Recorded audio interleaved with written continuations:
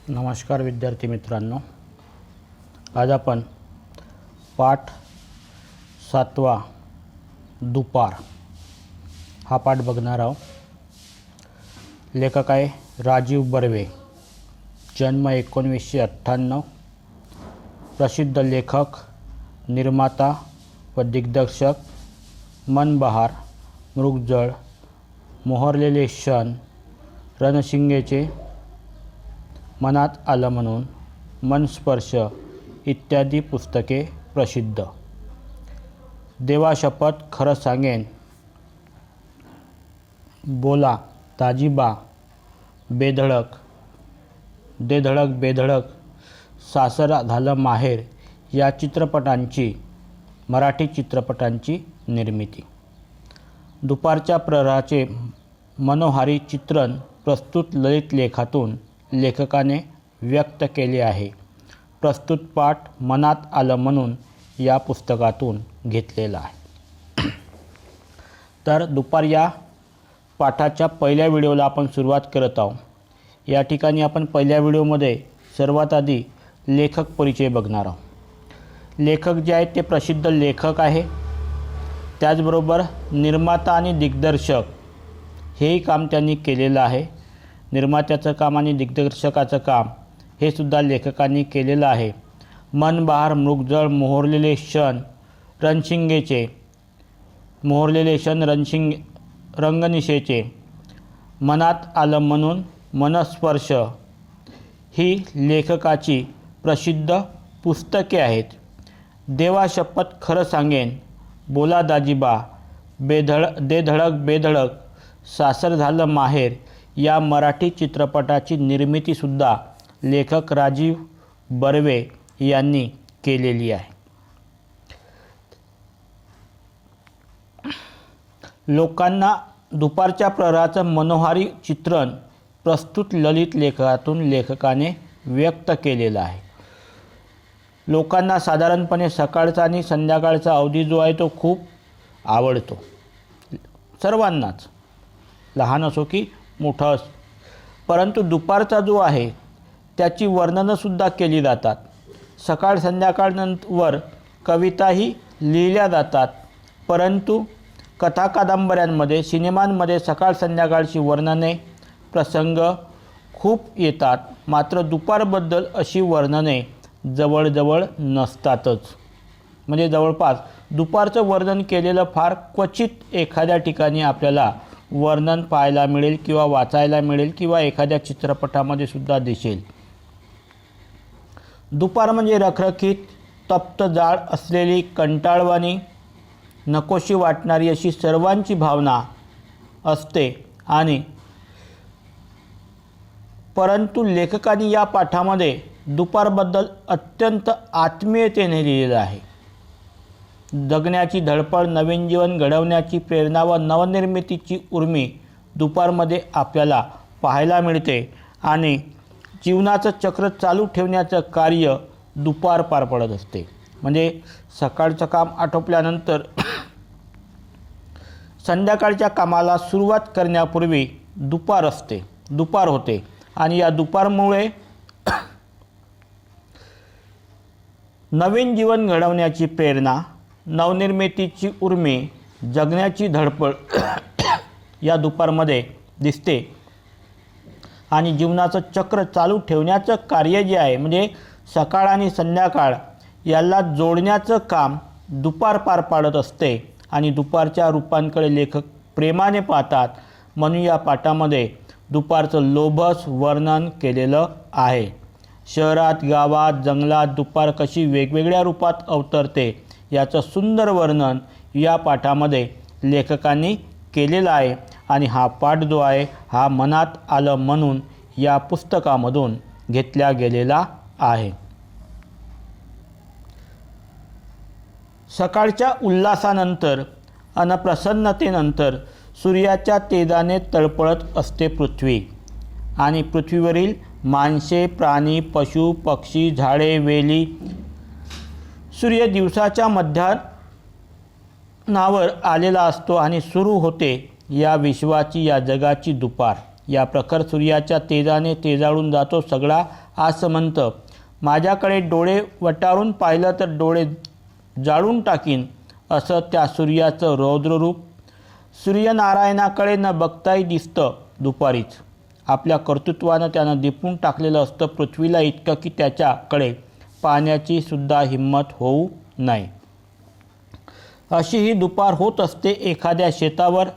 त्या तळपत्या सूर्याला साक्षी ठेवून सकाळपासून केलेल्या कामाचा शिनवटा घालवण्यासाठी प्रशस्त अशा वडाच्या नाहीतर पिंपळाच्या झाडाच्या सावलीत विसावलेला असतो कोणी शेतकरी. सकाळपासून नांगरून आणि घाम गाळून झाल्यावर घरच्या लक्ष्मीने आणलेला भाकर तुकडा तिच्याचबरोबर 2-4 सुखदुःखाच्या गोष्टी करत नुकताच खाऊन झालेला असतो. आपल्या धन्याच्या कष्टाकडे मोठ्या कौतुकाने पाहत असते ती. दुपार कृतकृत्य होऊन मोठ्या आदराने पाहत असते त्या दोघांकडे. त्यांच्या डोईवरच्या वडाच्या झाडावरच्या पक्ष्याचा किलबिलाटही आता थांबलेला असतो आणि फांदीवरून ऊन लागणार नाही अशा झाडांच्या सावलीत बिचारे पक्षी देखील थोडीशीच पण छानशी डुलकी घेत काढत असतात. लांबवर लटकणारे शेकडो मैलांची रपेट करणारे पक्षी देखील मिळेल त्या वृक्षावर थोडी विश्रांती घेत असतात. सकाळपासून प्रयत्न करून थोडं दाना पाणी मिळाल्यावर छोटे छोटे पक्षी देखील कुठेतरी विसावत असतात आणि घराच्या आश्रयानं राहणारी कबुतरं देखील गुटरगू थांबून कुठंतरी छपरांच्या सांदीत थोडी सैलावलेली असतात.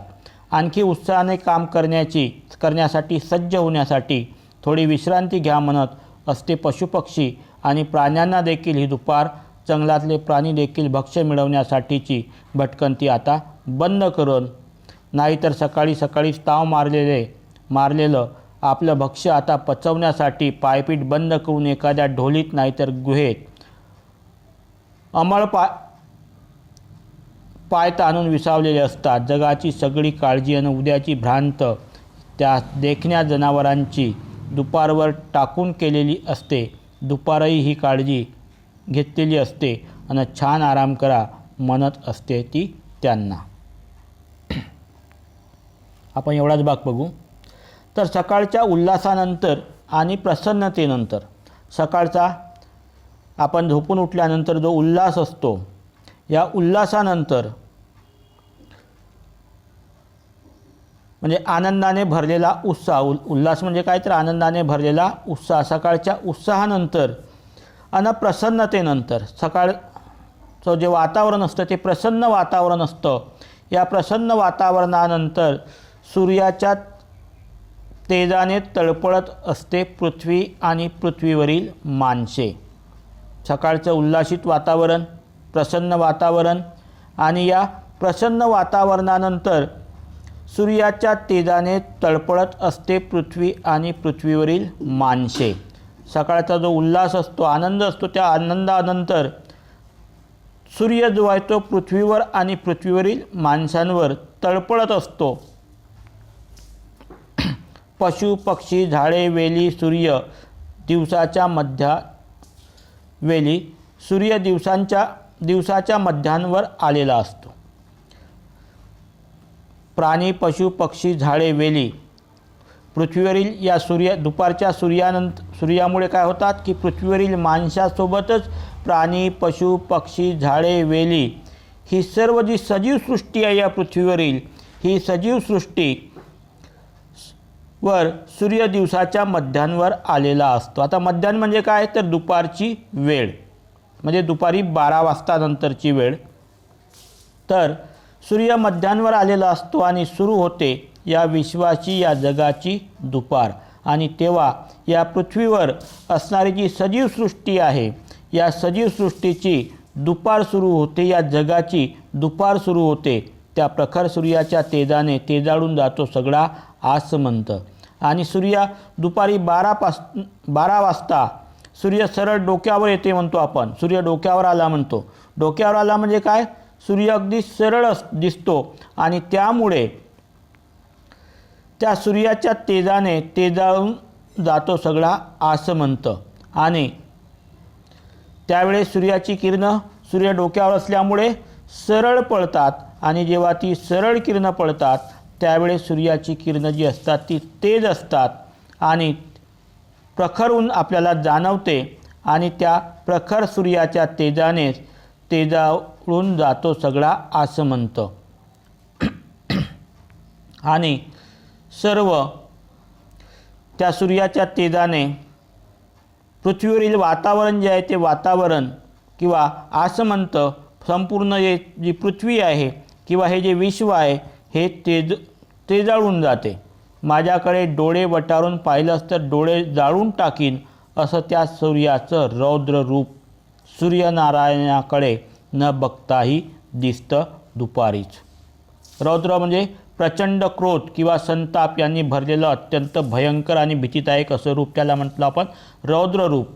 तर त्या सूर्याचं जे रौद्र रूप असतं प्रचंड क्रोध त्याच्या मनामध्ये जर काही आहे असं आपल्याला जाणवतं आणि सूर्यनारायणाकडे न बघताही दिसतं दुपारीच. जर आपण त्या दुपारच्या उन्हाकडे सूर्याकडे जर माझ्याकडे डोळे वटारून पाहिले तर डोळे जाळून टाकीन म्हणजे सूर्याची जी किरणं आहेत त्या सूर्याच्या त्यावेळेस आपण सरळ आलेली असतात आणि त्यामुळे आपण त्याच्याकडे जर बघितलं तर जणू काही तो आपले डोळेच जाळून टाकील असं आपल्याला वाटतं आणि त्याचं हे असं रौद्र रूप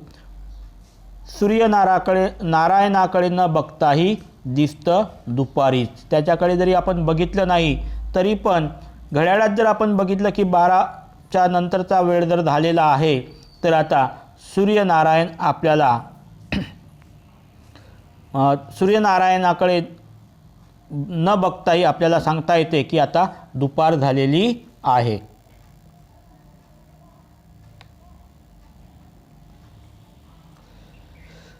अशी ही दुपार असते एखाद्या शेतावर. त्या तळपत्या सूर्याला साक्षी ठेवून सकाळपासून केलेल्या कामाचा शिनवटा घालवण्यासाठी प्रशस्त अशा वडाच्या नाहीतर पिंपळाच्या झाडाच्या सावलीत विसावलेला असतो कोणी शेतकरी. अशी ही दुपार असते आणि या दुपारीच शेतावरची जी दुपार असते त्या तळपत्या सूर्याला साक्षी ठेवून सकाळपासून केलेल्या कामाचा शिनवटा घालवण्यासाठी प्रशस्त अशा वडाच्या नाहीतर पिंपळाच्या झाडाच्या सावलीत विसावलेला असतो कोणी शेतकरी. आणि या अशा दुपारच्या वेळेस सकाळपासून केलेल्या कामाचा आपला शिनवटा म्हणजे थकवा घालवण्यासाठी शेतकरी जो असतो तो वडाच्या किंवा पिंपळाच्या झाडाखाली दुपारच्या वेळेस विसावा घेत असतो. सकाळपासून नांगरून अन घाम गाळून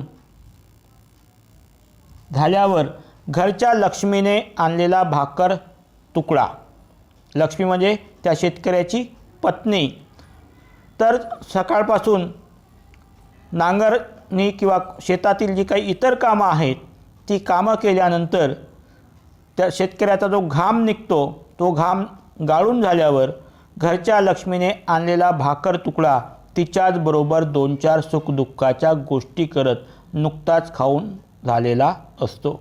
आणि त्या दुपारच्या वेळेस शेतकऱ्याची पत्नी आपल्या नवऱ्याला पतीला जेवण घेऊन आलेली असते आणि त्या दुपारच्या वेळेमध्ये तो शेतकरी त्या ठिकाणी त्याच्या पत्नीने आणलेली भाकर जी आहे ती भाकर खाऊन त्या ठिकाणी आराम करताना पाहायला दिसतो. आपल्या धन्याच्या कष्टाकडे मोठ्या कौतुकाने पाहत असते ती. आणि आपला धनी म्हणजे कोण? पती. तर आपल्या पतीने जे काही कष्ट केलेले आहे त्या कष्टाकडे ती कौतुकाने पाहते आणि मोठ्या आदराने ती पाहत असते आणि त्या दोघांकडे आणि ही दुपार त्या दोघांकडे मोठ्या कृतकृत्याने म्हणजे होऊन मोठ्या आदराने पाहत असते. त्या दोघांकडे त्यांच्या डोईवरच्या वडाच्या झाडावरच्या पक्ष्याचा किलबिलाटही आता थांबलेला असतो. आणि प्रखर ऊन असते, कडक ऊन असते आणि त्या प्रखर उन्हामुळे किंवा कडक उन्हामुळे त्यांच्या डोईवर म्हणजे डोक्यावर वडाच्या झाडावरच्या पक्ष्यांचा किलबिलाटसुद्धा थांबलेला असतो। त्या वडाच्या झाडावर किंवा पिंपळाच्या झाडावर किंवा कोणतंही झाड असेल तर त्या झाडावर असणारे जे पक्षी असते त्या पक्ष्यांचा किलबिलाटसुद्धा त्या दुपारच्या वेळेत थांबलेला असतो आणि फांदीवरून ऊन लागणार नाही अशा झाडांच्या सावलीत बिचारे पक्षी देखील थोडीशीच पण छानशी डुलकी काढत असतात आणि पक्षी देखील त्या दुपारच्या वेळेमध्ये उन्हाच्या वेळेमध्ये त्या फांदीवर झाडाच्या फांदीवर ऊन लागणार नाही अशा पद्धतीनं बसून त्या ठिकाणी ते डुलकी घेत असतात। लांबवर भटकणारे शेकडो मैलाची रपेट करणारे पक्षी देखील मिळेल त्या वृक्षावर थोडी विश्रांती घेत असतात। काही पक्षी लांबून सुद्धा आलेले असतात आणि ते सुद्धा शेकडो मैलांची रपेट करणारे पक्षी देखील मिळेल त्या वृक्षावर थोडी विश्रांती घेत त्यांना जे काही झाड मिळेल जे काही वृक्ष मिळेल त्या वृक्षांवरती ते विश्रांती घेत असतात। सकाळपासून प्रयत्न करून थोडा दाना पाणी मिळाल्यावर छोटे छोटे पक्षी देखील कुठेतरी विसावत असतात आणि घराच्या आश्रयाने राहणारी कबूतर देखील गुटरगू थांबून कुठंतरी छपरांच्या सांदीत थोडी सैलावलेली असतात। छोटे पक्षीसुद्धा त्या ठिकाणी झाडावरती विश्रांती घेत असतात, विसावत असतात आणि घराच्या आश्रयानं राहणारी कबूतरं जी आहेत, कबूतर बघितलेलं असेल तुम्ही सर्वांनी, तर कबूतरसुद्धा त्यांचं गुटरगू थांबून कुठंतरी छपरांच्या सांदीमध्ये थोडी सैलावलेली असतात। सांदी म्हणजे खाचेत किंवा दोन बाजूंमधील अंतर चिंचोळ्या जागेत त्या ठिकाणी विसावलेली असतात, विश्रांती घेत असतात। आणखी काय उत्साहानं काम करण्यासाठी सज्ज होण्यासाठी थोडी विश्रांती घ्या म्हणत असते पशुपक्षी आणि प्राण्यांना देखील ही दुपार। प्राणीसुद्धा दुपारच्या वेळेत त्या ठिकाणी विश्रांती घेत असतात, आराम करत असतात। जंगलातले प्राणी देखील भक्ष्य मिळविण्यासाठीची भटकंती आता बंद करून नाहीतर सकाळी सकाळी ताव मारलेलं आपलं भक्ष्य आता पचवण्यासाठीची पायपीट बंद करून एखाद्या ढोलीत नाहीतर गुहेत अंमळ पाय ताणून विसावलेले असतात। प्राणी जे असतात जंगली प्राणी किंवा जंगलातले प्राणी देखील भक्ष्य मिळवण्यासाठी त्यांची जी भटकंती असते ती भटकंती आता बंद करतात। नाहीतर किंवा त्यांना सकाळी सकाळी जर एखादं भक्ष्य मिळालेलं असेल तर आणि त्यावरती त्याने ताव मारलेला असतो आणि ते भक्ष्य पचवण्यासाठी आपली पायपीट बंद करून एखाद्या ढोलीत म्हणजे किंवा गुहेत पाय ताणून त्या ठिकाणी विसावलेले दिसतात। जगाची सगळी काळजी आणि उद्याची भ्रांत त्या देखण्या जनावरांनी दुपारवर टाकून दिलेली असते। जगाची सगळी काळजी आणि उद्याची भ्रांत या सगळ्या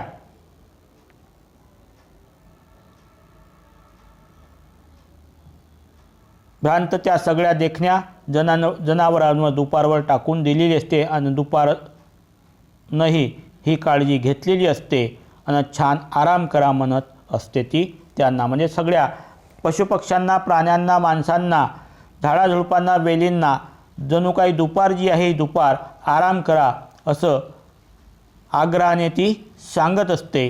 याचा पुढचा भाग जो आहे तो आपण पुढच्या व्हिडिओत बघू। नमस्कार।